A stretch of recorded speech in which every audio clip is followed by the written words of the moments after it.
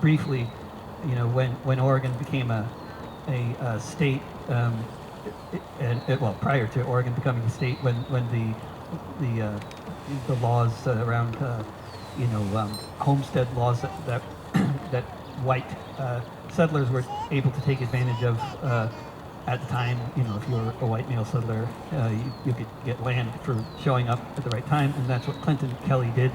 And this place was Clinton Kelly's Butte for a long time. And then in 1906, it was sold at a great profit by Clinton Kelly to the city of Portland, who then turned it into a prison-run rock quarry. And the idea at the time was, because the city of Portland was being paved along with cities across the world, and with the invention of the automobile. And so the city fathers here in Portland thought that using free labor by basically arresting people off of the streets for made-up crimes or minor offenses, or for just not having a place to live, or any number of other, basically crimes of poverty, and which was, of course, the most popular crime to be punished for then and now. And they were sent here to live in basically what other parts of the state. There were workhouses, poorhouses. They were called workhouses or poorhouses, but where different activities took place, including farming. Here it wasn't farming; it was splitting rocks with explosives, which is obviously extremely dangerous work. Just like mining, other forms of mining, it's a form of mining.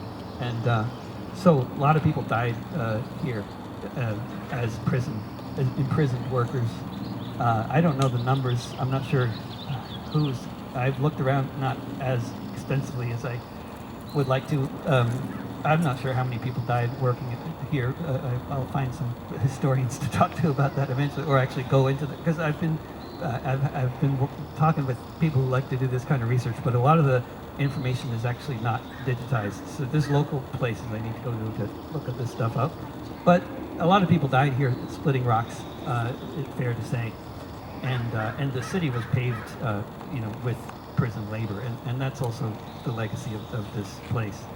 And I think to me, it's especially when you think about the Wheeler family, for example, the mayor of the city, and the 6 generations of inherited wealth that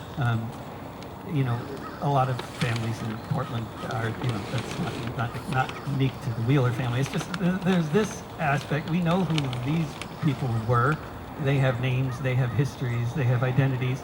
But who were the people who split rocks at Kelly Butte? And who are their descendants?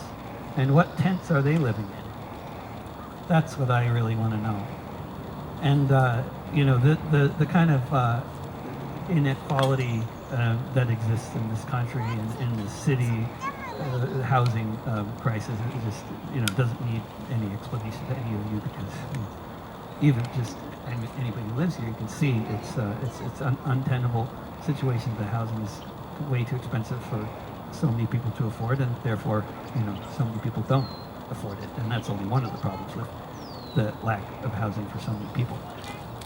But Portland Emergency Eviction Response is just one of several different networks growing in the city of Portland, and many networks growing in cities across the country, some places more notably than others. I think Kansas City and Boston and New York are all very notable places, along with lots of other places in Los Angeles.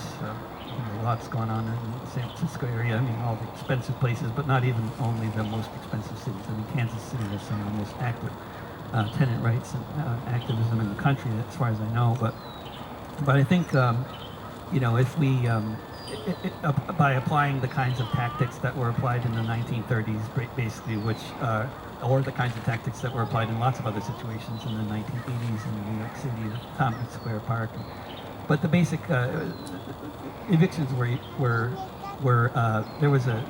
they stopped doing evictions in Chicago in the 1930s because so many people would show up when evictions were taking place, and then the cops would just leave, and eventually they just abandoned the effort entirely for a while, and that certainly happened again. And I think Portland is a prime place for that to happen because this is indeed, as you know, the most rent-burdened city in the United States, as defined by how much money people make compared to how expensive housing is. So those are my. I didn't have any prepared remarks, but those are my unprepared remarks related to Kelly Butte in Portland emergency eviction response. And we have stickers and T-shirts. If anybody's interested, just take anything like that.